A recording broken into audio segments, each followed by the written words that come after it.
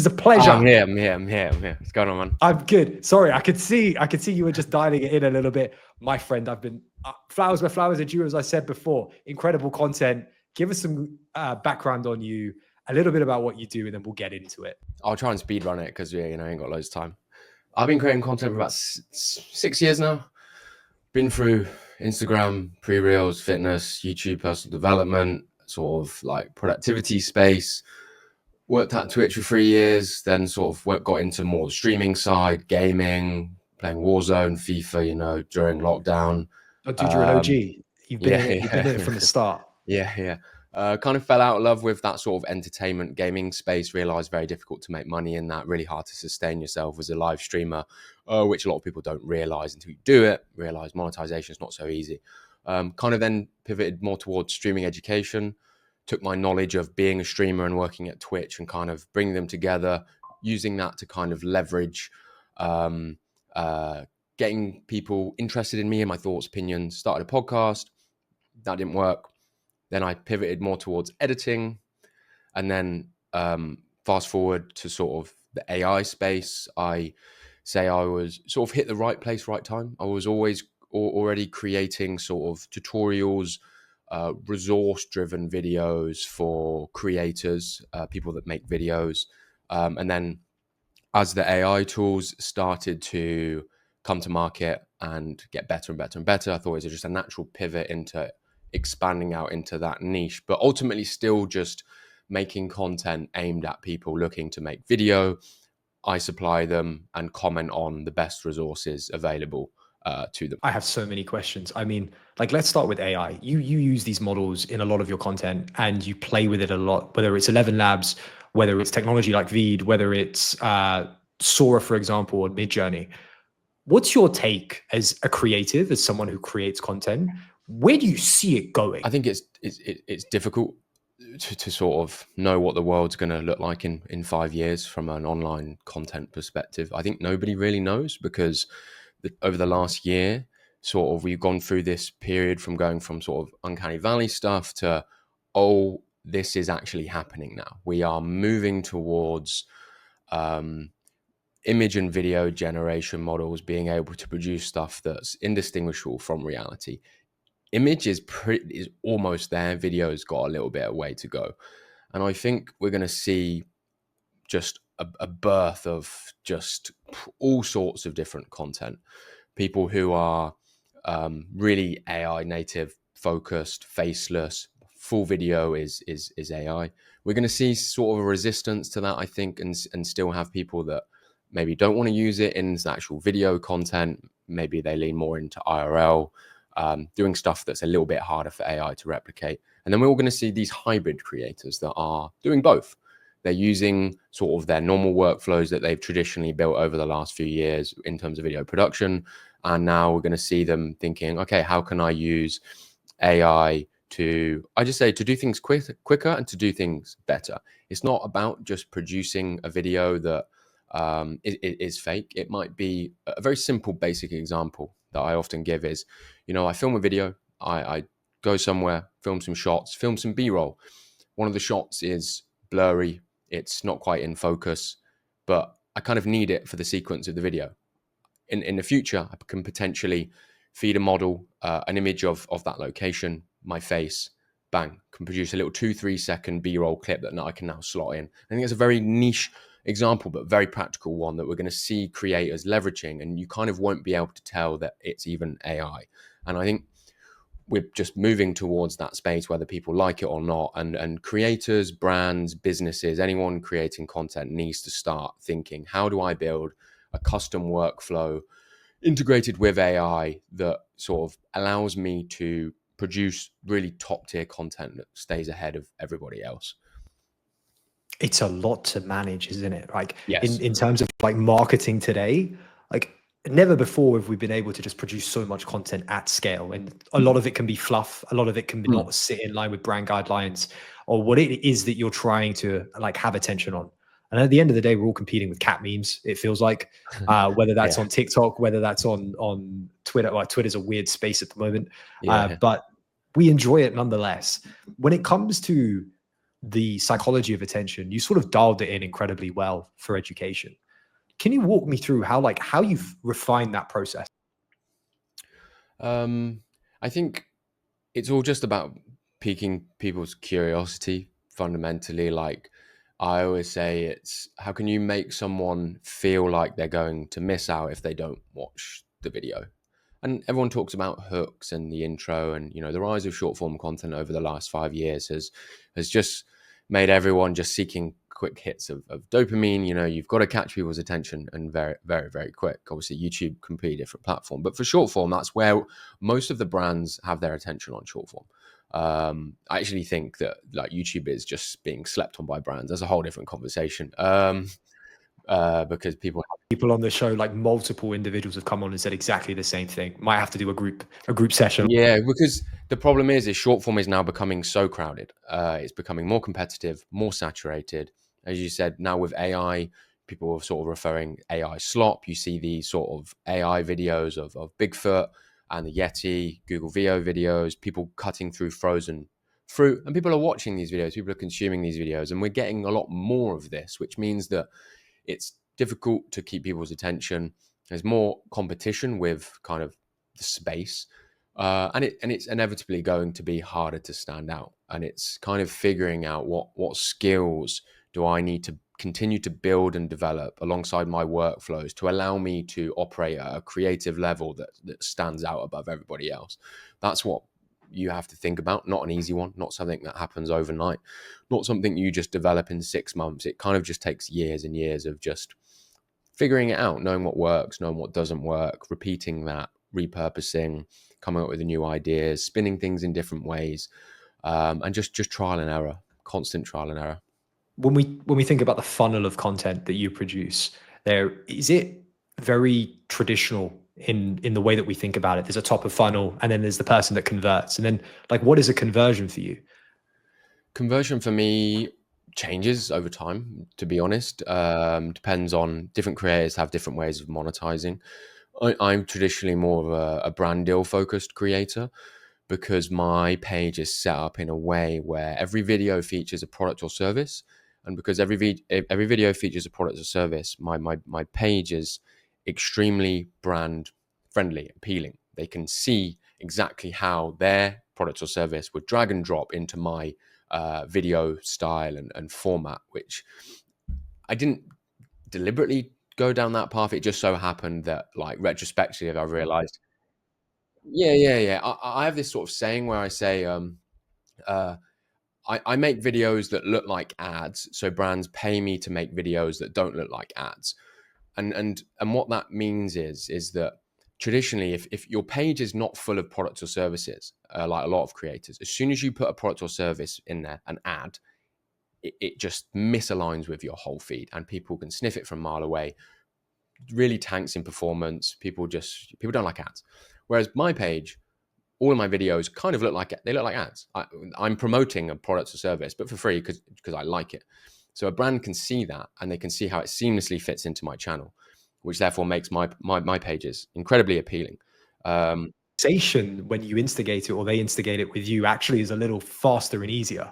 Yeah, they know what they're getting. They know what they're getting from me. They know how I'm going to make it. They can be more confident in the results that potentially I might get, rather than a video flopping. And then other conversion, and we could talk about this in a bit, is I've just launched a business with a couple of co-founders, which is more of a tech content agency. And so I guess now my content is slightly transitioning into still being what it was before, but how can I convert people to that business? How can I convert the brands that are our target customers to use our service? And that might be things like we're creating content for brands, so just softly plugging, like, oh, here are some tools that we use at NineSixteen to make video editing quicker. Here are some AI tools that we've been experimenting with and producing this result. And so just subtle promotion to try and pique interest, curiosities to what we do, rather than just like sort of really promotional, like, this is NineSixteen, da da da da da. It's like that. How do I still fit in the promotion but still make it aligned with my content and organic? I love it. Like I wanted to pull on this 916 thread because I think it's a really interesting concept. A lot Yeah. of creators, I feel, don't wrap themselves up inside of the business, and they stand as these like I am the product, you're buying me. But with Mhm. this, there's something outside of that. Talk to me about where that came from. Well, I've been wanting to, yeah, I've been wanting to sort of launch some sort of commercial business for a while, and lots of creators want to. I think creators fall into different pots. You have ones that are true creatives. They don't care about business. They don't want to be entrepreneurs. They just want to focus on creating. You have on the opposite end of the spectrum, you now have people who are deliberately creating content to grow their business, right? Because that's just, these aren't creatives. And you can kind of tell sometimes. You've got these people in the middle who are like me, who I really enjoy creating content. It's my bread and butter. But I also, when I was younger, I used to think I was an entrepreneur. As you do, wantrepreneur. I kind of, yeah, I kind of had that inside of me, and I'm like, look, I understand that every creator has a life cycle.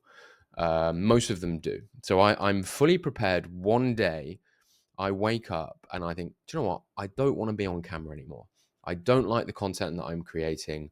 I want to end the channel. You see this happen across the board with big YouTubers, big Instagram people. They just naturally just stop creating at the cadence because they just, I don't want to do it.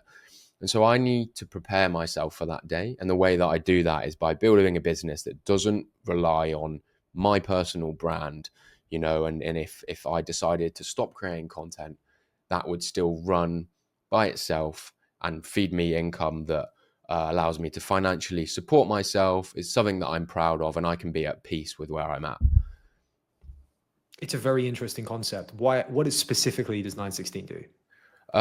We're trying to take advantage of the fact that there is now this new sort of monumental wave of AI tech startups. There's a huge amount of VC money going into, all of these products that are just being built because of the tech, like Lovable, Cursor, Bolt.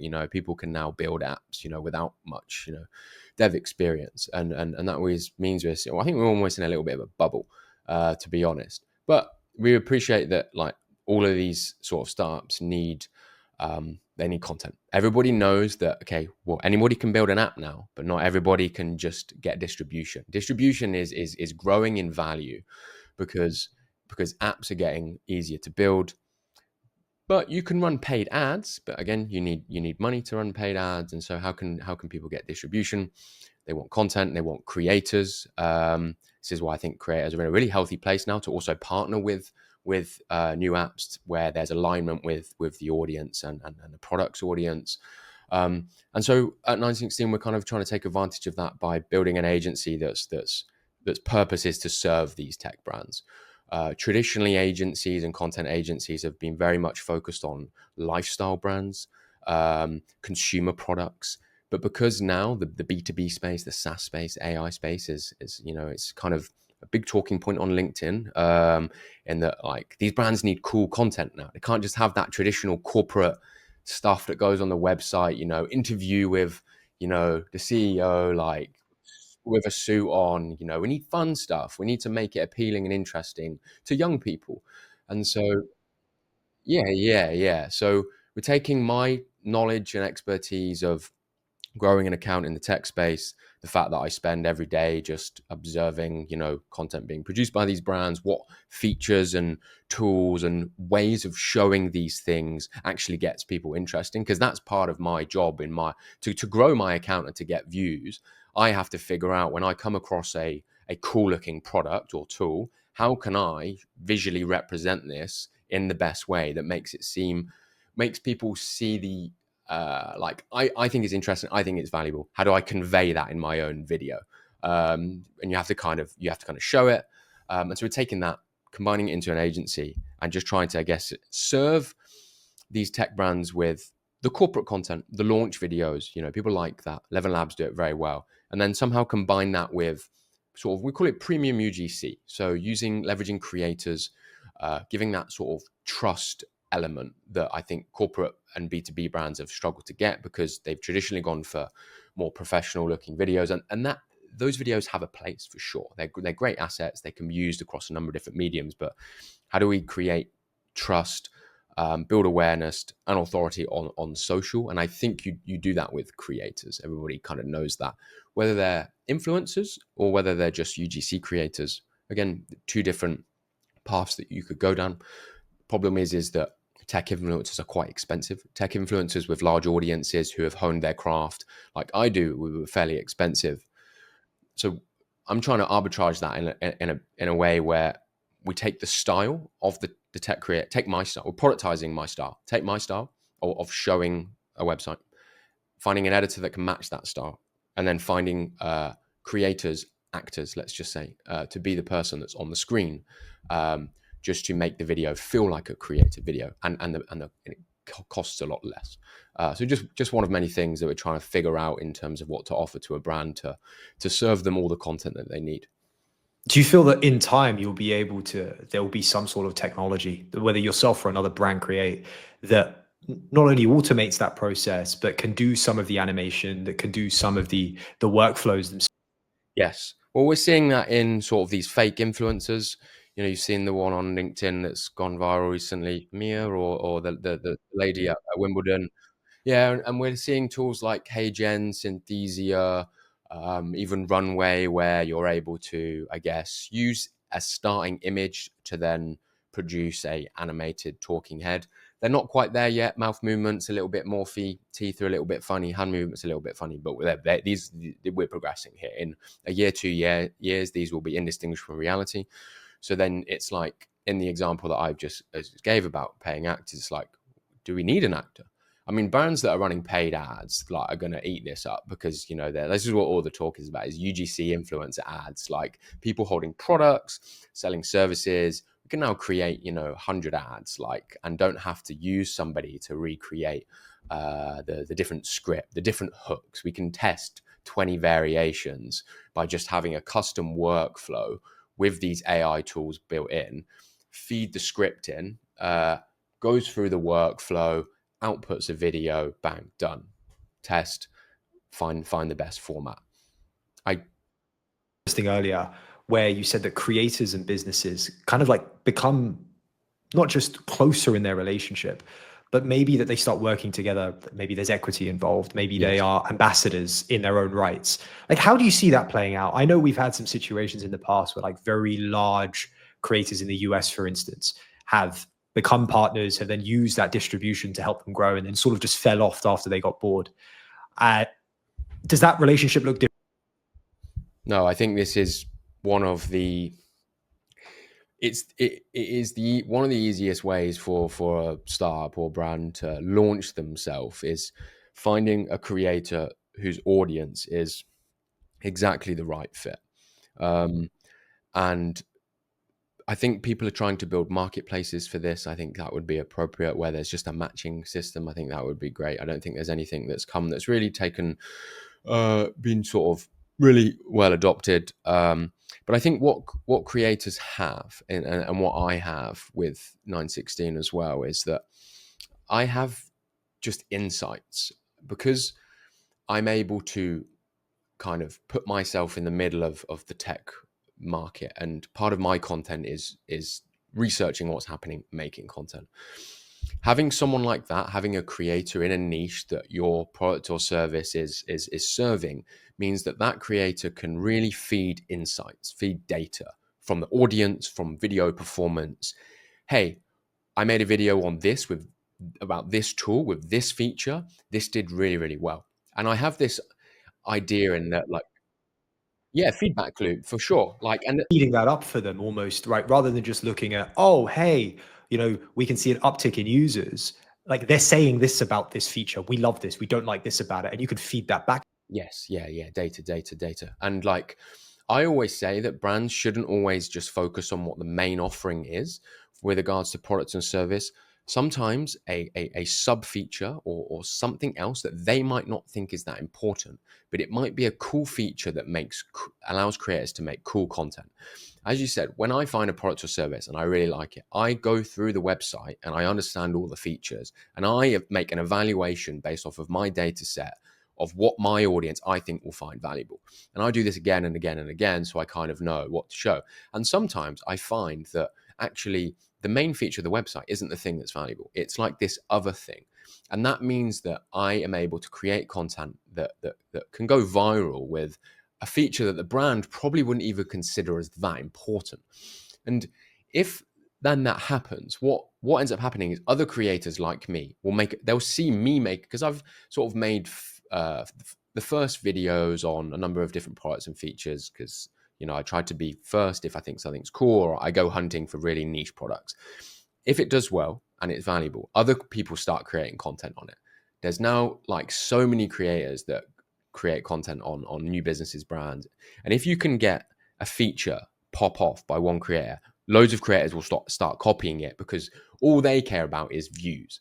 And they're like, well, if that creator showed that feature and it got them 1 million views, I'm going to make a video showing that feature as well. And I can just feed this back.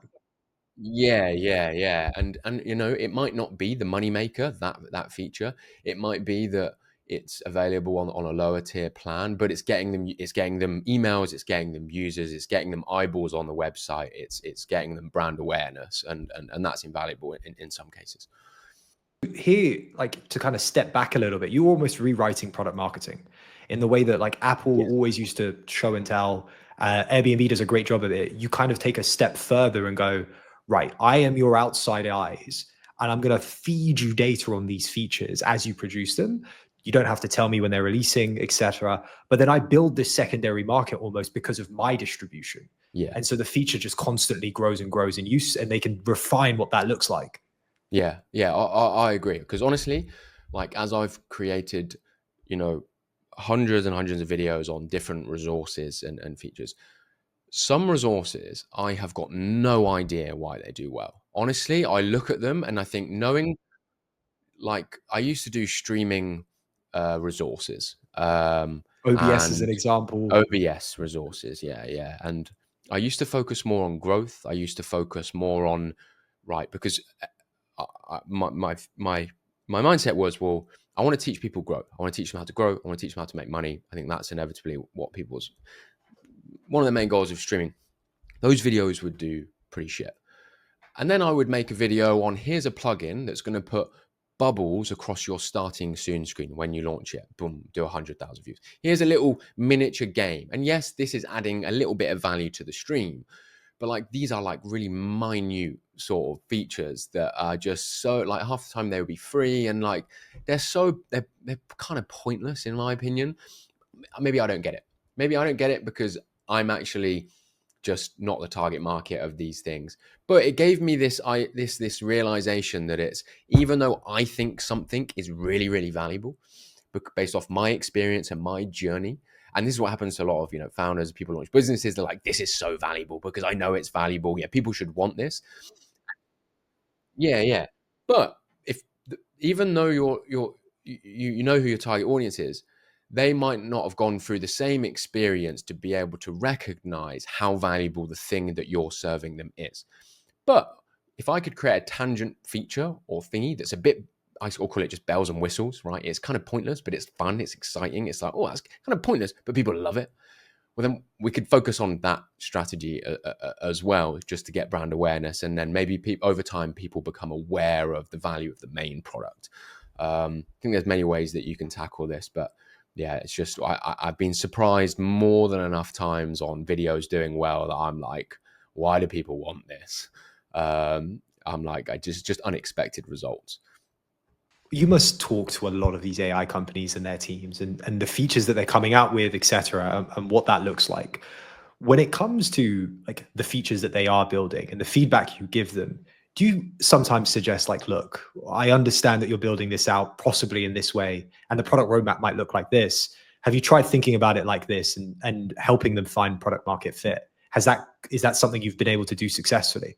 Yeah, I mean, like, quite a few of the communities of private communities of these AI startups, a lot of them are actually really good at taking active feedback. That's one thing I've noticed about some of these companies, is that they're very big on building like a community of a public community. usually hosted on Discord. Seems to be the place where a lot of them hang out. I mean, I'm a streamer, so Discord is native to me. And then they also have sort of private groups of their creator partners. Like I'm in quite a few of the AI creator partner programs where we get a level of access to the account. We get access to features before they launch. We can show them what we're doing. People are giving feedback, and yeah, these companies are very receptive to like I would say higher level, but like people who test their features a lot and give feedback. This isn't working. This would be better. Runway is quite good at sort of having monthly calls, feedback, feature requests, and so on and so forth. And I've found that they're very good at iterating the product based off of feedback, which I think is I mean, it seems obvious, but I think not a lot of companies do it historically, to my knowledge, to the level that these AI companies are doing it. Very, very user involved, which is great to see, because everybody says it's all about community, and I get the impression they do actually appreciate like the community, and because it's a creative community, people are like sharing videos, images, people commenting, people are helping each other. I think it's very healthy for the brand as well. Yeah, because yeah, I think a side note to this, and why I think it's actually really important, is I think we will inevitably get to the point where a lot of models converge in terms of their output. And we there are leaders today, but in 2 years' time, I'm wondering sort of, are we going to get to a point where there are 10 video models that are all up here and they meet the sort of standard and need of the majority of users, right? They're good enough. And then it all becomes about brand, community, marketing, like brand loyalty, like which tool do you use? Well, ChatGPT has a lot of the market because they were first, and a lot of people now have just built that into their habit. You know, Even though there's Claude, there's Gemini, there's Grok, there's DeepSeek, but people, yeah, they don't know, but actually, it's really good at writing. I would say it's good in certain scenarios. It's good at other things, but people are so just now like ChatGPT, and I think because they built the brand early, they had that first mover advantage. But I think over the long run, when more people become aware of Claude and all of these other LLMs, do we see a shift in users moving towards other platforms? Because let's say Claude builds out a better community, has better marketing.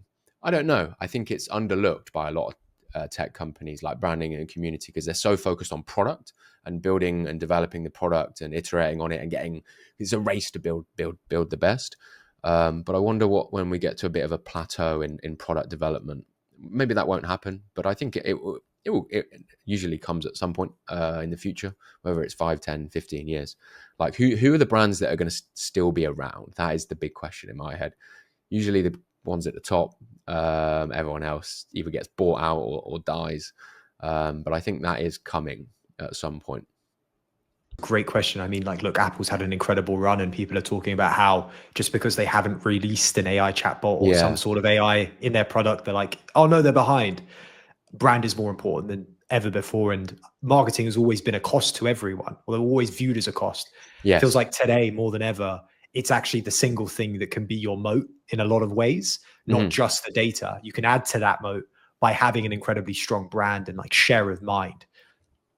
100%. Yeah, branding is so important now. I mean, it's never not been important, um, but I just think it's now more important than ever, and it's important that these brands have the right people in their teams doing very specific jobs, not social media manager managing everything. No, you've got community manager, you've got short form specialist, long form specialist, perhaps someone that's a specialist in the writing platforms, LinkedIn, X, Threads, and people are focused on growing these platforms, building the brand here, growing the community on each of these platforms, maybe funneling them into the main community, and just constantly working on that. I think, yeah, you see on LinkedIn for job posts around social media roles, and people are still thinking that somebody can do and manage all of those platforms. Not possible. Absolutely not possible. On top of all other the sort of standard admin corporate responsibilities that come with being a social media manager as well. They're not a full-time creator. And yeah, I think that is where I would prefer to see brands double down on, is hiring specialists for each platform to mean that they can really grow on each of them, rather than a generalist. Talk to me about LinkedIn. Before we wrap, you've moved onto the platform. Yeah. You're kind of new to it in a lot of respects, but you're taking those learnings of TikTok, LinkedIn, YouTube streaming Yes. and applying them to LinkedIn. Yes. Yeah. What do you think of the space? What do you think of the platform? Well, LinkedIn has changed. You know, I have my sort of historic impression of LinkedIn. You know, when I was in school, told to sign up with LinkedIn, good for your career, corporate bullshit. And then, you know, I've seen that, you know, as someone that is back new on the platform, I came because they launched video short form. It's a good opportunity to leverage that because of the supply and demand. Not many people, you know, LinkedIn creators, posters, whatever you want to call them, aren't video creators. Thought that was a big opportunity. Brought me over. I've actually started to actually enjoy consuming LinkedIn content because I think the content has slightly changed. It's a little bit about, it's less about like achievements and look at this, look at that, and more value sharing. Like, you know, yes, yeah. And there's lots of really good AI. I found that a lot of the the professional AI creators are on LinkedIn. The ones that are, I would say, are more the experts, people with film backgrounds, people that have been doing this for 3 or 4 years, practitioners, people that are actually running agencies and businesses that are bespoke to AI content. And these are the people I want to learn from. These are the people I want to connect with. These are like, because on TikTok and Instagram, you just get the AI slop everywhere. Like, and this is what frustrates me the most, is most of the consumer market only sees that, and they see the Bigfoot and that, and like I mentioned earlier, and they that is what their picture of AI content is. And I'm like, you guys should go over to LinkedIn and see these filmmakers with 20 years experience that have decided to step into AI and see what they're creating.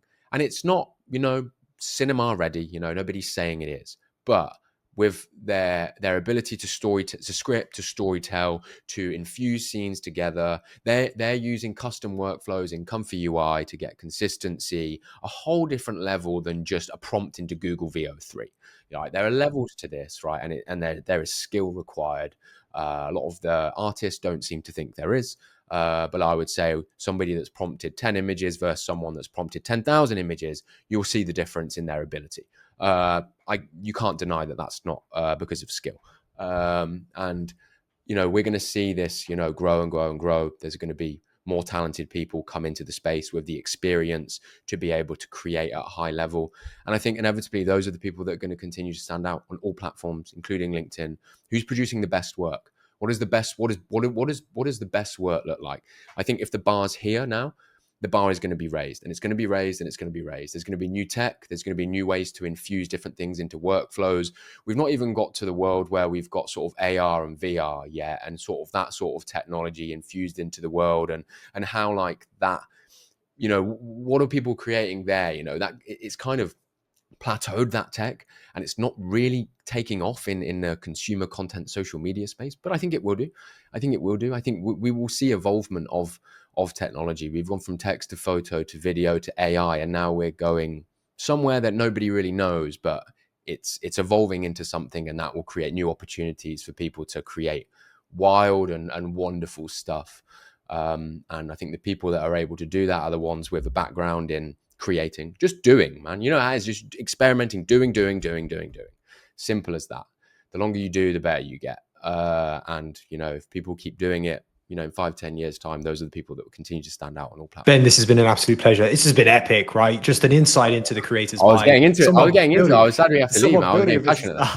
Look, this is never a one and done. We're going to have you back on, and I appreciate it. Hopefully the small unit of creators that do this really well, yourself, Rourke, who else is there? Seb, me, Seb, and Rourke. Seb, of course. I like we create similar content. We're like the 3 UK. I'm very proud of, like, we're kind of like the 3 UK short form creators that are like one of the largest. A lot of the US creators are quite big, but, you know, I'm proud that, you know, there's 3 British people that are also sort of leading the way in opinions and thoughts and content in this space, rather than all the US creators. I love the fact that it's not just content, it's opinions as well. They love the and they love the individuals behind the content.